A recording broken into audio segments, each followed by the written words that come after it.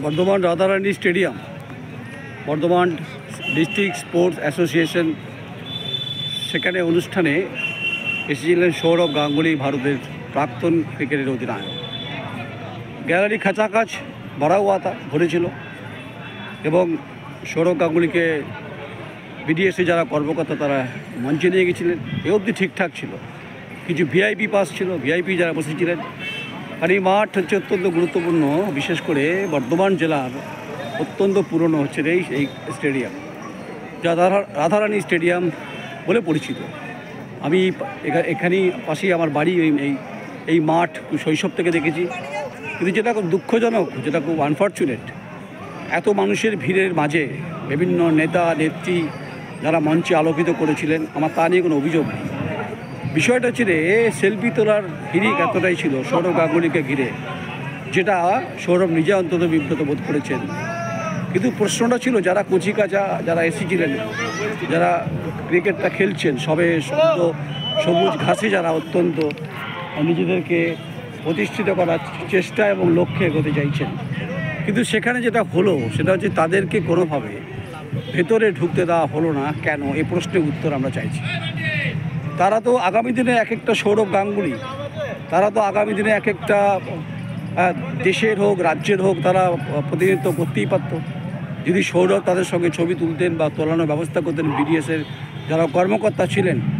অভিযোগটা তাদের বিরুদ্ধে করছেন বাবা এবং মা এবং পরিজন, এবং সাংবাদিকদের ওপরও যেভাবে বারবার করে হেনস্থার মুখে মারে, নিরাপত্তার দোহাই দেখিয়ে কার্যত যে পরিবেশ তৈরি হলো।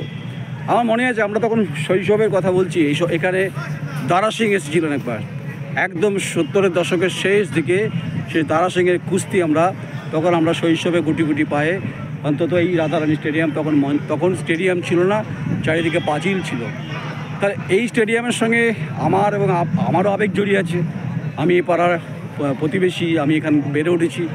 তাই এই কচিকাঁচাদের সন্তানদের মুখ দেখলাম, করুণ লাগছিল, খারাপ লাগছিল। অন্তত কর্তৃপক্ষ তারা এই ব্যবস্থা করতেই পারতেন, কেন করলেন না? এর জবাবটা আপনারা দেবেন। এখানকার যারা বিডিএসের যিনি সেক্রেটারি আছেন, প্রেসিডেন্ট আছেন, কর্মকর্তা, এই প্রশ্নটা করলাম। যদিও একজন কর্মকর্তা বলছিলেন যে আগামী দিনে আবার আসবেন, এটা তো গল্প হয়ে গেল না? তাহলে যারা ক্রিকেটটা খেলবে আগামী দিনে, যারা কর্মকর্তা, তারা তো ক্রিকেট খেলেন না কোনো, আগে খেলতেন কোনো এক সময়। তারা বাউন্সার দিতেন, কখনো ভালো বল করতেন, খারাপ বল করতেন। কিন্তু প্রথমেই হচ্ছে দেখলাম মঞ্চে মাইকের কণ্ঠস্বর ক্রমশ কেঁপে কেঁপে উঠছে, মাইকের অ্যারেঞ্জমেন্ট ঠিকঠাক ছিল না। সৌরভ গাঙ্গুলি মেরে কেটে 2 মিনিটের বক্তৃতা তার। তাহলে যে সৌরভ গাঙ্গুলি ভারতবর্ষের আইকন, যুব সমাজের কাছে আইকন, এবং ভারতবর্ষ যখন ক্রিকেট কার্যত যখন ব্যাটিংয়ে জর্জরিত হচ্ছিল খুব স্বাভাবিকভাবেই, তখন সেই সৌরভ গাঙ্গুলি ভারতবর্ষের ক্রিকেটকে যেভাবে তুলে নিয়ে গেছিলেন, এবং সেই জায়গায় আজকে সৌরভকে দেখে উদ্ভাসিত হয়েছেন এখানকার বর্ধমানের মানুষ। এবং এর ইতিহাস অনেকটা পুরনো।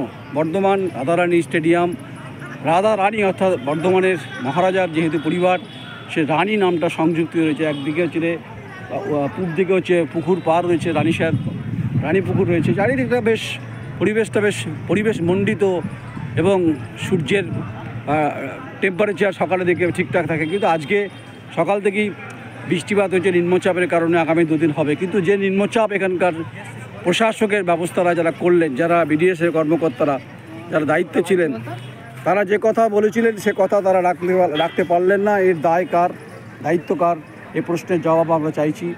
এবং এই যে আবার বলছি, এগেন অ্যান্ড এগেন রিপিট করছি, যে সমস্ত ছেলেরা তাদের বাবা এবং মা যাদেরকে ক্রিকেটার হিসাবে তাদেরকে প্রত্যেকে সৌরভ গাঙ্গুলি বানাতে চায়, ঋদ্ধিমান সাহা বানাতে চায়, কখনো মনোজ তিওয়ারি বানাতে চায়, কখনো লক্ষ্মীরতন শুক্লা বানাতে চায়, কেউ সচিন তেন্ডুলকর তো অনেক দূরের স্বপ্ন, কেউ সৌরভ গাঙ্গুলি হতে চায়। কিন্তু যারা এসেছিলেন, যে বাচ্চারা ওপরে টি শার্ট যেটা ক্রিকেট মাঠে খেলা হয়, আর নিচে হচ্ছে লোয়ার এবং যেটা পায়ে শু, যেটা স্পোর্টস কিট, এগুলো পরে এসেছিলেন। এসে কি দেখলেন? তারা মঞ্চের বাইরে গেটের বায়ানাক্কায় প্রশাসনের, পুলিশের তৎপরতায়, বিডিএসের কর্তৃপক্ষের লাঠি দিয়ে আটকে গেলেন। এ প্রশ্নের জবাব তো দিতেই হবে, প্রশ্ন করা খুব স্বাভাবিক। তাই যারা কর্মকর্তা, যারা সেলফি তুললেন মন ভরে, প্রাণ ভরে, পরিবার নিয়ে, ছেলে বউ নিয়ে, তাহলে এই বাচ্চাগুলো কোন অপরাধের সঙ্গে যুক্ত হলো, এই জবাবটা দিতে হবে। তাই সুন্দর বিকশিত হওয়ার যে ক্রিকেটের যে স্বপ্ন বারবার করে যেটা সৌরভ বলছিল মঞ্চে, আজকে সেই ছবি আমরা দেখলাম কি, আমরা নিশ্চয়ই সেটা পেলাম না, অনুষ্ঠান শেষ হয়ে গেছে, কিন্তু যে ব্যথা বেদনা বাচ্চাগুলো নিয়ে ফিরলো বাড়িতে, অন্তত এই কথা বলবে আজকে সৌরভ এসেছিল মাঠে ঠিকই, মহারাজ এসেছিল মাঠে, তাকে তাকে টাইগার বলা হয়, কিন্তু চলে গেলেন, কিন্তু দেখা হলো না যে বাচ্চাগুলোর সঙ্গে, যে যারা আগামী দিনের ক্রিকেটটার সঙ্গে তারা মাঠে যুক্ত। সঙ্গে থাকুন, কমেন্টস করুন। জানি আমারই বক্তব্যের পর, আমারই সংবাদের পর অনেক কর্তৃপক্ষের, বিডিএস কর্তৃপক্ষ হয়তো কার্যত বিষোদ্গার করবেন, কিচ্ছু যায় আসে না। আমি গণতন্ত্রের পক্ষে, খেলার পক্ষে, আমি সৌরভ গাঙ্গুলিকে শ্রদ্ধা করি, রেসপেক্ট করি, আইকন আমাদের, কিন্তু বিডিএসের যে ভূমিকা, যারা কর্মকর্তা তাদের ভূমিকা নিয়ে প্রশ্ন থেকে গেল, এই প্রশ্নের উত্তর নিশ্চয়ই দেবে না। নমস্কার, আমি নয়ন রায়, রাধারানী স্টেডিয়াম, বর্ধমান।